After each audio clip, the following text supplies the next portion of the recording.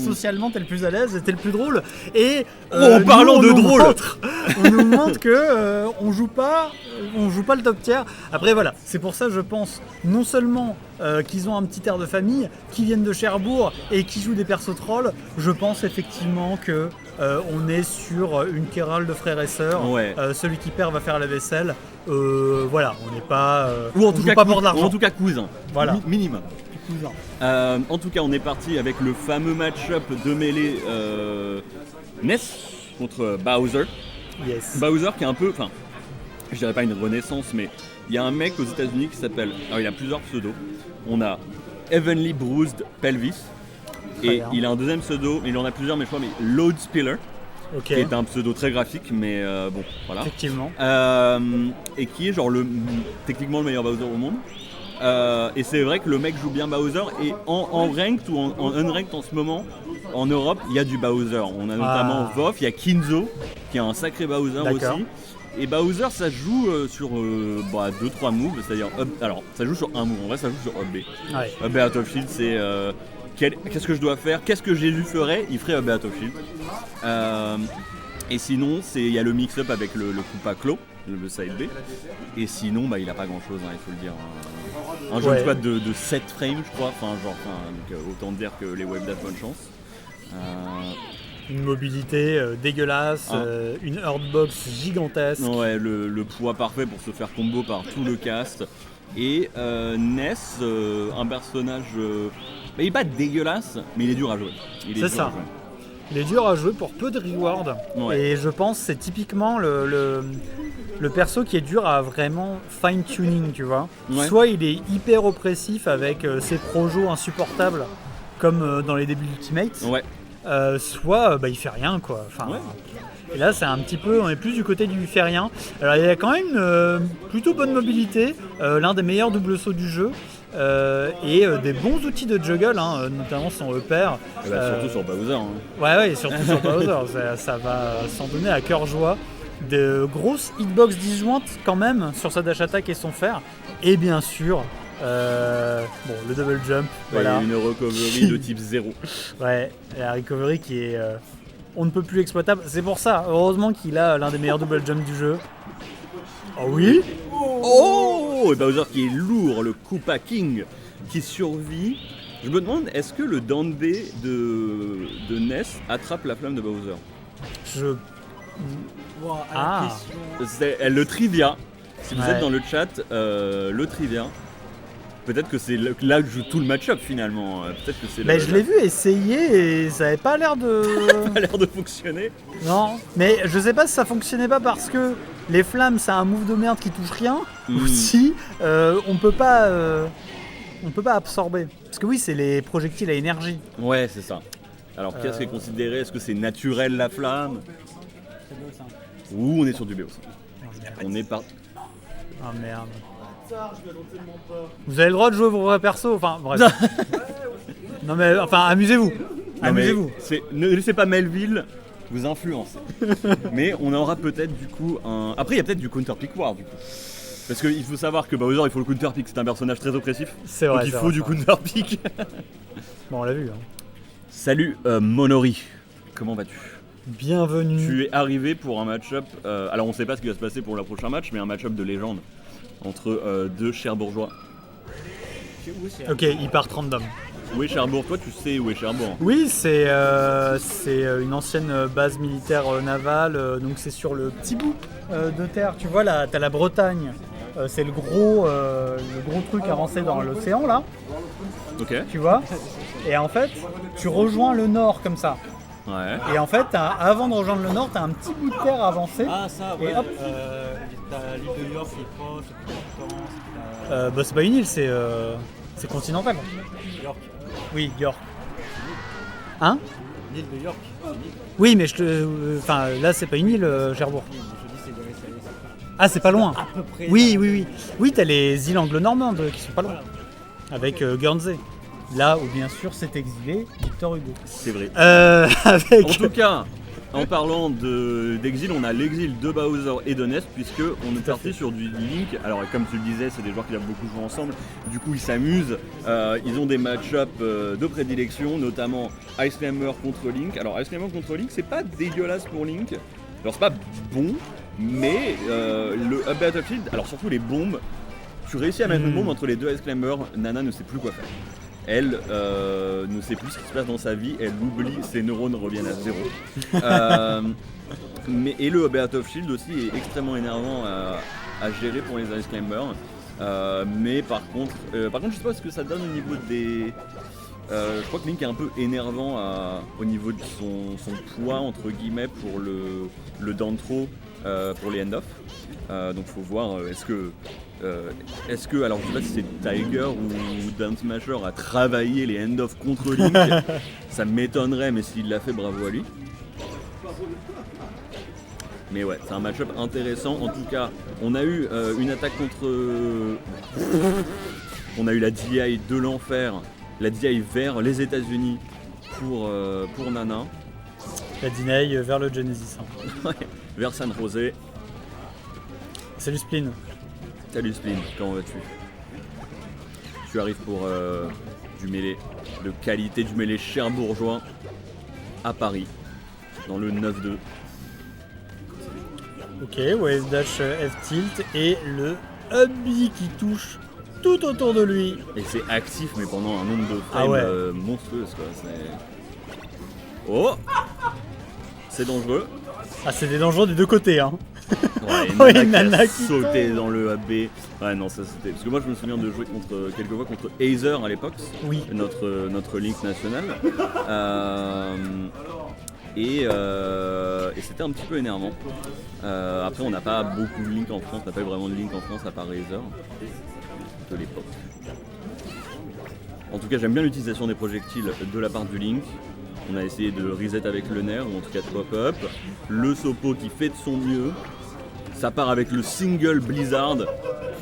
Ah, on a peur de rien. Oh, vraiment. Une innove. On a une stock d'avance. Hein. Ok, on a réussi à aller vers le stage. Mais le double Hubby, comme leur pseudo, un double. Oh, ok. Très bien. On voulait en finir, on voulait récupérer Nana. Elle nous manquait. Ouais, c'est ça. Nana qui arrive avec un taunt pour dire qu'elle est là. Oh oui. Ok, down throw, le down smash était un peu early. Oh. Ok, le down tilt, forward tilt. Limite un peu sauvé, mais c'est pas grave. On voulait prendre un down smash, même pas besoin. Ouais. Puis il pouvait pas grappin parce qu'il était collé au mur, donc vraiment aucune solution ne s'offrait à lui. Et bah bienvenue Spleen pour un beau tournoi à Paris. Mais quels sont ces jeunes? Et bah ce sont des jeunes cherbourgeois. Voilà, ils viennent tout droit de Cherbourg avec comment ça s'appelle Petite branche souple. Petite branche souple, pas Little Stick, du coup la version traduite. C'est vrai, oui. C'est petite branche qui est souple. Je les connais. Il les connaît. Bah oui. Il y a tout Cherbourg dans le chat. Il y a tout, à peu près la population de Cherbourg est présente dans le chat. Où est le maire de Cherbourg quand on a besoin de lui? C'est pas qui est le maire de Cherbourg, et du coup on arrive sur... On a Ganon Samu. Désolé, j'ai crié là. Non, t'inquiète. On a l'excitation de voir une grosse boîte de conserve sur le terrain. Ouais. Du côté de notre régisseur. Alors, ça aime les grappins quand même. Ouais, on a eu Link et on s'est dit c'est quoi ce qui me manque, c'est un peu le vilain quoi, le méchant, le méchant originel. Alors qu'en face, ça manquait un petit peu de ferraille. Ça manquait de futur. Oh oui. Ganon c'est quoi? C'est la Triforce de la force. Le courage c'est Link. Et la sagesse c'est Zelda. Et du coup force je crois que c'est logique. C'est logique, ça ferait sens. Vu à quel point il met des grosses tatanes, ce Ganon. Petit Waveland back pour baiter et toucher avec le forward air. Le B qui touche, et pour l'instant la Samus qui se débrouille bien. Ça dash dance avec Samus, voilà, ça veut pas aller dans cette situation, c'est pas grave, on se prend le Zer qui est pas forcément sorti au bon moment, et du coup le backer pour en finir c'est de cette stade. Ok, double fer, on a voulu grab dans le vent. Ouais, et on se fait chasser par la Samus qui récupère le center stage, ça balance beaucoup de coups dans le vide et ça panique up B. On a vu beaucoup, c'est marrant, hein, de persos qui abusent de leur up B là sur cette rencontre. Finalement, on n'a pas le même maillot mais on a la même passion. Ok, on a réussi à choper le bord, mais ouais, il y avait quelqu'un sur le ledge donc Nice, On revient ok, pas. clean. On est vrai, sur quelque ouais. chose d'un peu plus carré là, sur cette stock. C'est vrai qu'il y a eu beaucoup de... Oui, on commence à voir les missiles, on n'a pas vraiment vu de missiles. Alors évidemment c'est un peu spécial sur Fontaine au niveau de la hauteur des plateformes. Ouh, j'aime bien la petite boule. Le down air peut-être non, je pense que c'était un down air qui s'est transformé en back air. Le up smash de Samus qu'on voit rarement. Ça balance des missiles naturels, bio, écolo. Et le shield dropner, c'est bon. On met une bombe histoire de... Et on a le full shot chargé un max. Oh dommage, le taser. Mais c'est ça qui est dur aussi quand tu joues autant de persos comme ça, c'est que faut t'adapter aux personnages auxquels tu joues et surtout quand c'est des persos aussi différents dans leur façon de jouer le jeu. T'as intérêt à être ready, à prendre peut-être une pause entre chaque match et te dire ok maintenant je joue tel perso, je me mets dans ma tête en mode tel personnage. Ouais. C'est ça l'intérêt de jouer, d'avoir un vrai main. Tu joues un peu contre toi. Ouais. Oh là là, on a voulu assassiner son adversaire et on est reparti. 2-1 pour Tiger. Encore du random. Tiger qui a l'air de foutre Cody Schwab. C'est vrai, ouais, c'est vrai. Mais je crois que t'es pas la première personne qui le dit dans le chat. Je crois que tout à l'heure quelqu'un qui l'a dit aussi. Bah c'est toi. Et bah voilà. C'est vrai, je l'avais pas vu. Et oui. Oh, il y a Falco. Alors, c'est pour toi. C'est deux persos, mais même Game & Watch, c'est deux persos que j'aime beaucoup. Moi, Game & Watch, c'était mon secondarise. Perso du cœur. Bah ouais. Il faut un smash en tout cas pour finir cette stock sans prendre 1%, ça fait du bien. Finir cette stock, j'ai l'impression qu'elle a commencé, entamé et terminé à la fois. Ce Smash, c'était allé très très vite. Bon, c'est sans doute le meilleur terrain pour Falco dans ce match-up. On va pouvoir très facilement tuer au-dessus avec un shine. Ça tue genre à 20-30, enfin j'exagère un peu mais c'est l'idée. Et la force de Game & Watch, c'est son up B qui va permettre de facilement sweet spot un petit peu n'importe où. Sauf là. Sauf sur Yoshi. En fait tu peux, en vrai, mais c'est très dur. Et ouais, en tout là, cas, il est chaud sur les shine. Ouais. Il a pas perdu une stock. Il est posé solide sur les appuis.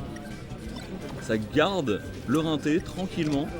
Alors que Game & Watch fait que shield. Ouais, malheureusement il va peut-être falloir. Ouah, c'est la troisième stop qui shine off the top. On sent que le match-up a été travaillé. La DI n'est pas forcément là sur le shine. Ah, la tête de Tiger là, c'est vrai. C'était là, bah non. Non, franchement, très très clean. Hein. Ouais. On avait au LSTF le Squeachu qui est le Game & Watch européen. Et donc peut-être qu'il va falloir un peu étudier un petit peu des sets de Squeachu pour apprendre ce Game & Watch. Parce que mine de rien, un bon Game & Watch ça fait peur hein, avec ses throws qui sont bizarres, sa recovery qui est un petit peu énervante à gérer, son air qui fait très très mal, ses hitbox qui sont durs à contester, notamment sa clé. Et des bonnes tech chase avec le down tilt notamment. Ah, down tilt qui est un move, le perso n'a pas ça, le perso n'existe pas. Ouais. Deux frères, deux faux. Igou qui nous rejoint. Salut Igou. Salut Igou, comment ça va? Et du coup on est parti. Alors là on a le main. Non. Down Smasher. Je crois que c'est le main, Ah oui, ok d'accord, oui c'est le main. Et du coup là c'est les deux mains. En dernière game. On nous réserve le meilleur pour la fin, évidemment, du Luigi. Ça reste quand même un petit peu... bon après, on est à Paris, donc finalement Chic Luigi, on est à la maison. C'était Fox son main. Alors on n'a pas vu de Fox pour l'instant de la part de Dan Smasher. Les deux se connaissent très bien de Cherbourg. Bah oui, on sait maintenant. Oui. On nous a renseigné. Alors, Chic Luigi, je sais que Madness il aime pas ce match-up. Ah ouais? Il aime pas ce match-up, mais je sais qu'il est plutôt bon dans le match-up et il l'aime pas. Genre notamment quand on faisait des coups et qu'on devait jouer contre genre Joe Fish, etc. Il était là, non, moi je veux pas jouer contre Chic. Et après on avait deux Falcons dans la team, on était là, frérot, je suis désolé, mais tu vas envoyer les Falcons à la guillotine, c'est un peu compliqué. Mais c'est un match-up où, comme tu le disais tout à l'heure, Chic se fait cesser jusqu'à la fin de sa vie. Mais heureusement, Luigi, elle a le mouvement et elle a les projectiles pour dealer avec Luigi. C'est un match-up qui est pas trop dégueulasse pour Luigi, je pense. Jusqu'à un certain niveau, en tout cas. Enfin, on a Jemu qui a perdu contre Jaredin, donc j'ai envie de dire... Tout est possible. Tout est possible, mais je pense que c'est un match-up où Chic doit jouer vraiment en retrait, genre énerver Luigi, genre vraiment jouer full projectile et vraiment prendre ses openings, choisir vraiment ses moments d'aller dedans de façon très de façon très minutieuse, on va dire. Ah ouais, c'est plus au niveau des kills confirmes où ça peut être un petit peu chiant pour Luigi, je pense, au bout d'un moment. Bon, oui, tu peux trouver un throw, ouais, voilà. On utilise le fer pour Edgeguard. Et Luigi qui est en train de gagner en fait. Hein. Ouais. Mine de rien. Ouais, on n'a pas ce deuxième qui ne va pas tuer, du coup on se prend le backer, ça trade. On a eu voilà la fin de... Alors Chic elle est parfaite pour Edgeguard Luigi. Dès que tu vois le lag de ce side B, tu peux y aller avec un backer ou avec un fer, il n'y a pas de souci. Alors est-ce que Dan Smasher c'est ça? On va voir. Oh, dommage. Ouais. Ah là c'est bon par contre. Ok, la stockless game 5. C'est possible, c'est possible. Dan Smasher contre Luigi, les deux Cherbourgeois qui se rencontrent dans ce round 1. Ça sent mauvais là. On va faire attention, le down tilt, ce qui va pas avoir grand chose. Malheureusement, la direct n'était pas là sur ce down air. Et on va en finir 3-2 pour Tiger. Bonne pression sur la side plate là. Ouais. Petit air warp là pour mettre des hitbox. Yes. C'était pas mal. Et on parlait de Madness évidemment parce qu'il y a un Luigi à l'écran. Oui. Est-ce que tu as vu le clip de Madness? Ah, le clip sur Twitter là, avec les 1 sur